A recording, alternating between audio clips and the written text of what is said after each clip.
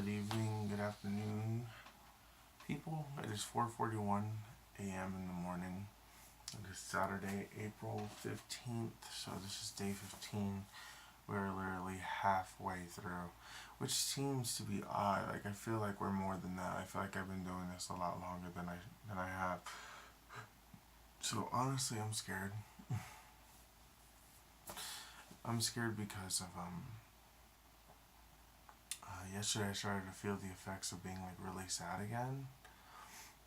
Like, I explain it like this.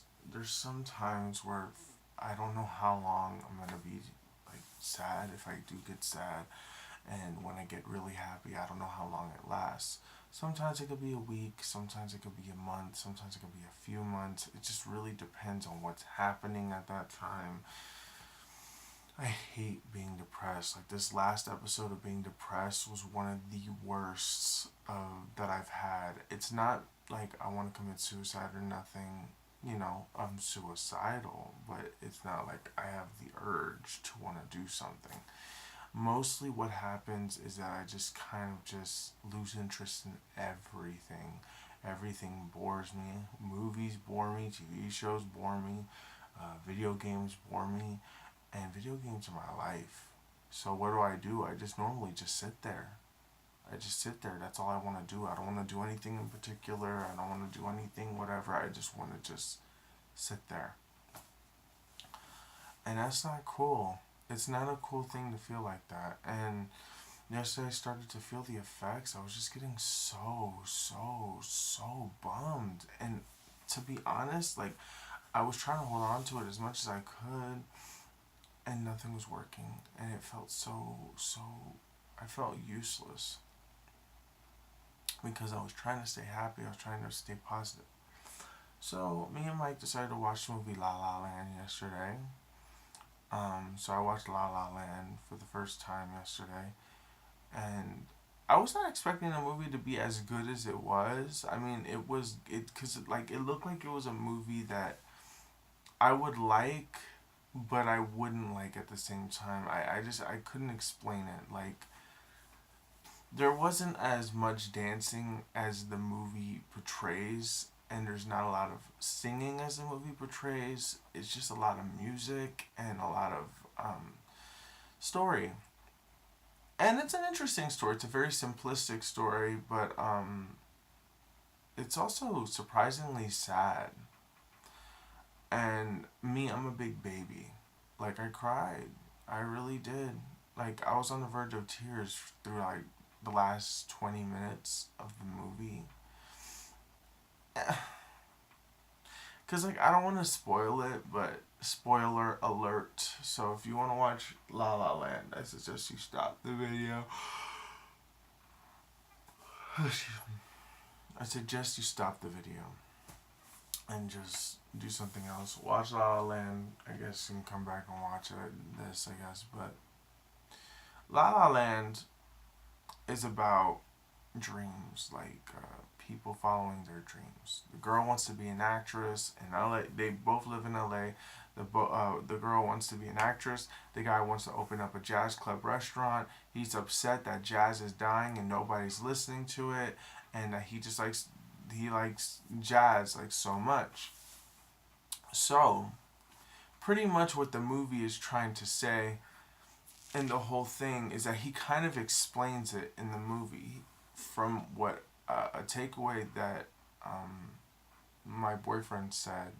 He said that basically jazz is freestyle. It's a very freestyle thing, and life in a way is very freestyle. So basically, in the movie, um, okay, so what happened is that they hated each other from the get go. They were like on a traffic jam or something, and she is like practicing or rehearsing her lines because she's trying to get to an audition. He's trying to, like, I guess he plays by ear. He doesn't read music, so he just kind of like is like listening to like the beginning and making sure that he memorizes the beginning of the song or whatever. And there was like a whole dance number on the freeway. Pretty cool. It was pretty cool. After that, you see from her perspective that like she like flips him off because he's like trying to rush past ahead of her, and then she like flips him off. She goes to work. She's a barista on the Warner Brothers lot. A lot of people think that this, if you've never seen this, I thought that this movie was going to take place in like 1950s or something like that. No, it's just that that's just what the style is trying to give you. It's trying to give you a 1950s vibe, but it's nothing. It's a modern day time. And it starts in winter. It starts in winter. So basically, he works at some sort of club. Now they haven't met each other yet, and it's really hard to explain. But let's fast forward near the end. Okay, so on her end, it's like this movie's kind of split into two. So it kind of like shows his story, her story, whatever. But at the same time, like in the middle, it shows them both together because they get together. And she falls in love with him. He falls in love with her. And basically, they're each other's support system. Well, one day they were getting a nasty, though you don't see nothing nasty in there, but you can assume that they were doing a nasty because he was buttoning up his shirt. She was talking to her mother, and her mother, she was mentioning the restaurant that he wanted to do, and that she was mentioning a show, a one woman show that she wanted to do, and yeah, that was pretty much it. She just was mentioning all that, and then it was sad. I was sad. Um, she basically mentioned that, oh no, he's not doing anything, he's nobody yet, blah blah blah. You know, he doesn't have a steady job, but he will figure it out. Well, some guy beforehand who's played by John Legend asked him to do a gig or whatever. Anyways, so it was a new style of music. It was really weird. He wasn't really feeling it because he thought it was like jazz. So he was playing like a jazz chords and stuff, but it just wasn't mixing, or if to him it just wasn't working with the new style, but he did it anyway. And eventually they became successful and he had to go on tour. So later on in the movie, she's making her one woman show, and then he kind of comes home and surprises her on tour because he's been out for so long. So they've both been sitting there and they're having a romantic dinner and everything is wonderful. And next thing you know, like this is where the movie starts to like get really intense or like really sad. Um, they kind of get into a fight about something, saying that because it seems like she didn't know that the tour was for long haul. She thought it was just like for one thing. He says, no, what we're gonna do is that we go on tour and then we make an album and then we go on tour to promote the album. And then she's like, oh wow, you're in this for the very long haul, right? And then he's like, yeah. He said I thought that's what you wanted. And she's like, what do you mean that's what I wanted? Says, you said you wanted a guy with a steady job. She's like, oh, but she's like, I did want you to have a steady job, and you know, so that way you could get your nightclub. And then after he's like, no, he's like, blah blah blah blah blah blah blah. He's like, I'm doing this anyways. It's like, well, she's like, you're giving up your dream and all this stuff like that. He says, no, because dreams change. It's not a dream anymore. Nobody likes jazz. You don't like jazz. Blah blah blah. And so they were getting to a thing. She's like, no, you said that nobody likes the name chickens on a stick. And then she's like, then change the name. And so she's like, you know, they're like yelling and stuff. Next thing you know, he kind of throws this massive shade at her and says, well, what do you know? You're an actress or something like that. And she's like, she kind of like stares him down. And then she's like, she gives him like that look, you know, that look. But she had tears in her eyes, so she really wasn't selling it. Eventually she left. So he goes and he's like ready to watch her first show. This is her first show as a one woman show, and this was his, like, he was gonna go see her. Well, apparently there was a photo shoot. He couldn't make it, and she was singing her song, and oh no, she was doing her show. And then after the show was done, she, like, the audience was so small. It was just pretty much just her friends and a few random people, and she was just there enjoying herself. But she felt very sad, so she goes backstage because she didn't see him. she goes backstage and she just kind of sits there, and then she hears like two people in the hallway like saying that, oh, don't quit your day job, and critiquing. They didn't know that she was there. She was just hearing what these people were really saying. And obviously that made her like really sad. And then she gets out of the theater. She's like, I'm not able to pay the theater back and stuff, because Ryan Gosling was there trying to find her. He's like, yo, wait, yo, hey, stuff like that. He says, oh, please let me make it up to you. She's like, you're gonna make it up to me? You're gonna make it up to me? Stuff like that. She's like, no, I'm done. I'm over all this. I can't even pay the theater back. Blah blah blah blah blah. She's like, they hated it. I hate it. Like, anyways, so he's like, so she's like gets in her car and she like goes to her family's house, which I guess lives in Arizona or something. They never really specify places in this. You just assume it's in LA. I'm assuming actually it's in LA, but it's like further down. So Ryan Gosling goes to her house, and it's like he always does this thing where he holds down the horn of this really old car, and it's annoying as hell, and it's like, it hurts my ears. But if you have surround sound speakers, I suggest you turn it down at that part because it's really loud. She goes outside. She talks to him. He starts yelling at her and stuff because he got like a phone call from a casting director saying that they were watching the thing and all this stuff like that. And this is the saddest part of the movie because he kind of like talks to her and tells her, oh, well, I got something to tell you. I got some good news. And then she's like, what? Says, casting director called you, saying that they loved your show, and that she was sitting in the audience, that she loved your show, and that she wants you to come into audition tomorrow, for a part in a big movie. And she's like, no, I don't want to do it. And he's like, what? He like yells really loud. He's like, what? He's like, what? And he says, she's like, no, you gotta keep it down, my neighbors and all this stuff like that. She said, no, I will keep it down when you stop talking crazy. And then so basically in this scene, I'm gonna kind of like not say exactly what they said. I'm kind of just gonna like go into what was sort of said. Like, anyways, he's basically telling her that, she needs to follow her dream, and she's saying that she's scared of it, that she just doesn't want it anymore, that she has to start thinking realistically, that she has to go to school, that she quit school, she hasn't done it for 6 years, she just says that, look, I'm just crazy, I gotta start thinking realistic, I wasted a lot of time on this, I don't want to deal with rejection. She's like, every time I go into an audition, whenever I'm doing a crying thing, people laugh at me, people ignore me. I just don't know if I can handle it again. Like, that would be major. That I get this major thing, and then all of a sudden I don't get it. And stuff. He says, well, I'll be here tomorrow at 8. And if you're not out, then I'm just, then I don't know. I'll be here.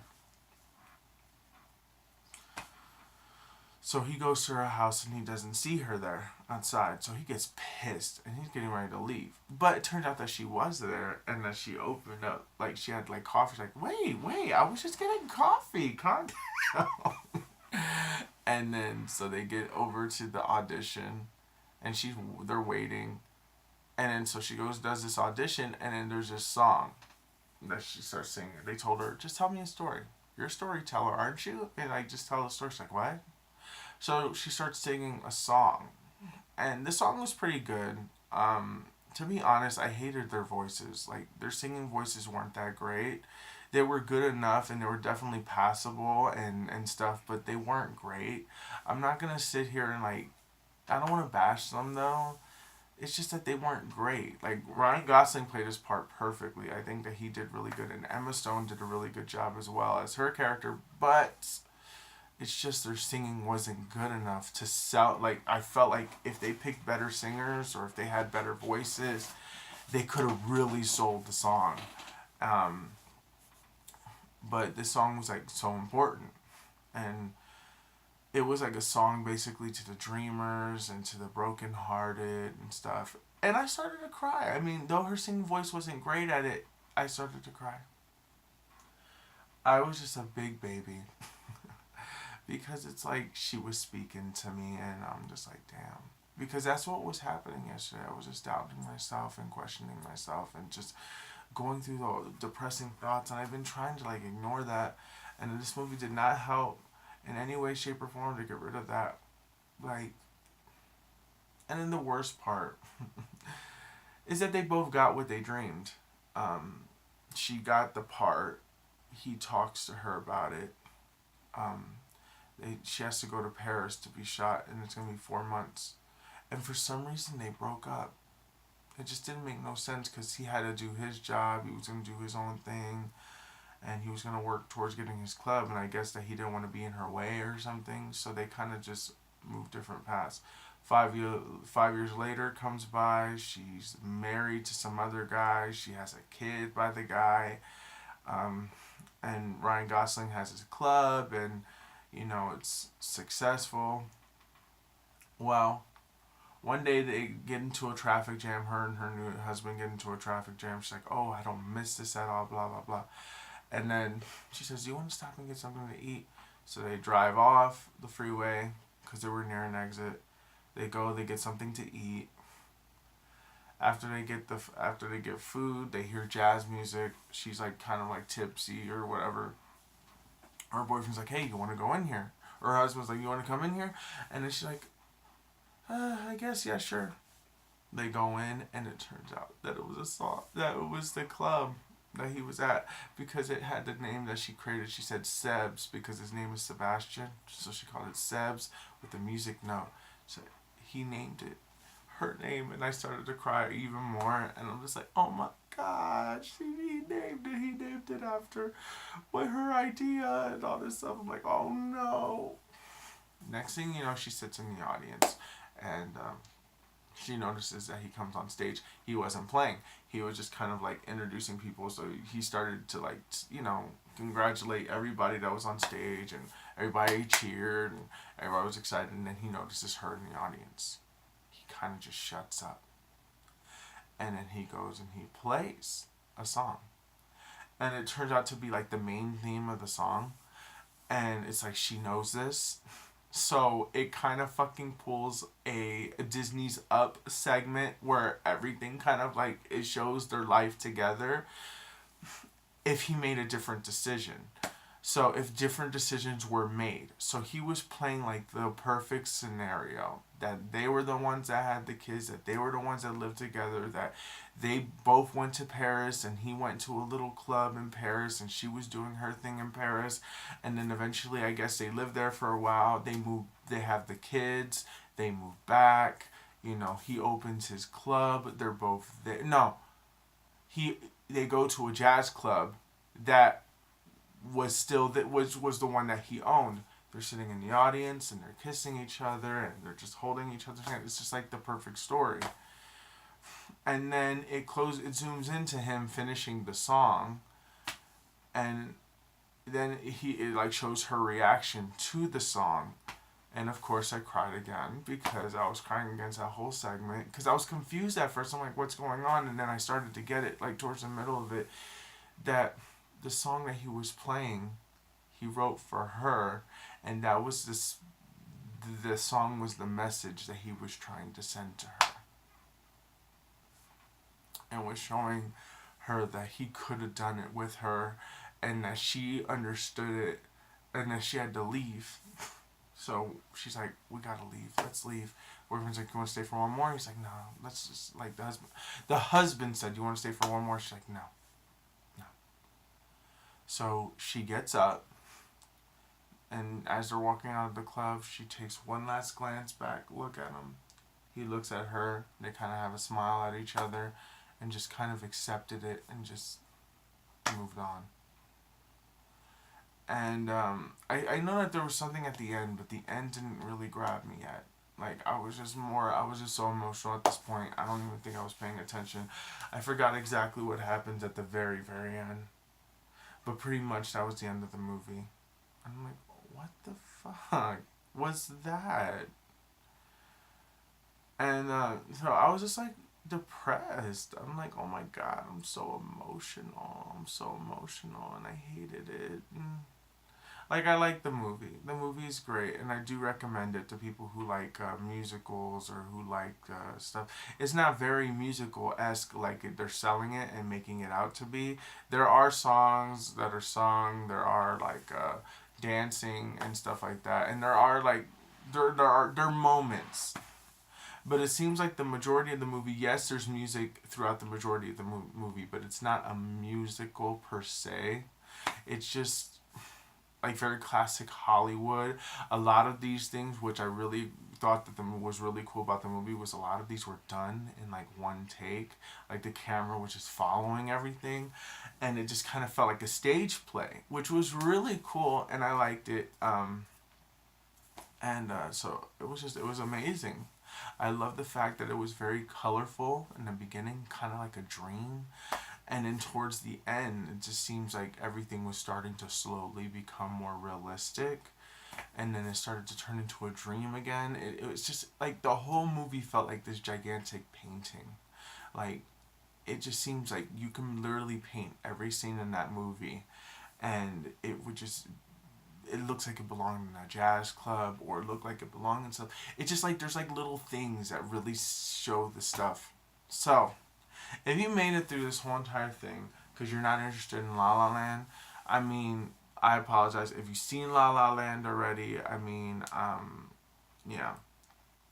It made me cry. I mean, like, I've been very emotional at movies lately. Like, I saw Hidden Figures, I cried at that. Even if the movie's not supposed to be sad, I get some sort of message, or I put myself in it somehow, and I just kind of really empathize with the character, and I start to cry. Like, I didn't finish Rogue One, but if I did, I probably would have cried.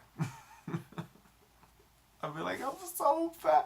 I feel so bad. Oh my god. They're like, there's this girl that she cries at every movie. Like, she cried at the end of Star Wars, Return of the Jedi, or whatever. She's like, it's R2D2 okay? Like, yeah, he's okay. But they didn't show that. And, it was really funny. She just started crying. She, like, cries at every movie. And I'm like, aw, she's so empathetic. I love it. But anyways. Yesterday was a very, I don't know what kind of day it was. It was just very mono. And it wasn't great, but it wasn't bad either. I mean, it could have been a gazillion times worse. And I'm so glad that it wasn't a gazillion times worse. It was good. I just felt so bad yesterday. And I feel stupid because I hate feeling sad, especially when there's really nothing to be sad about. I'm like, there's no reason for me to be feeling this way. Why am I feeling this way? And, it's like nothing happened. And then it scares me to feel this way when nothing happened. But,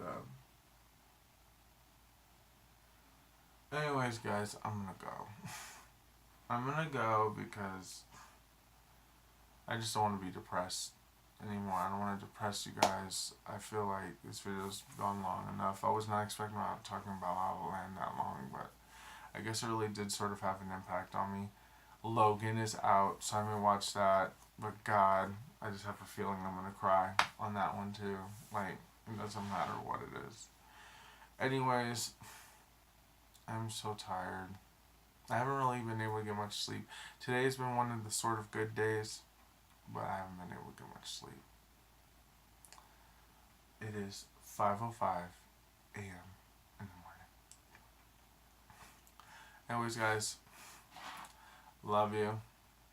Hope you have a great day. Tomorrow's Easter Sunday, and yes, I will be doing a video tomorrow. I guess if you celebrate Easter, enjoy it. If you don't, enjoy your day anyway. Have fun. And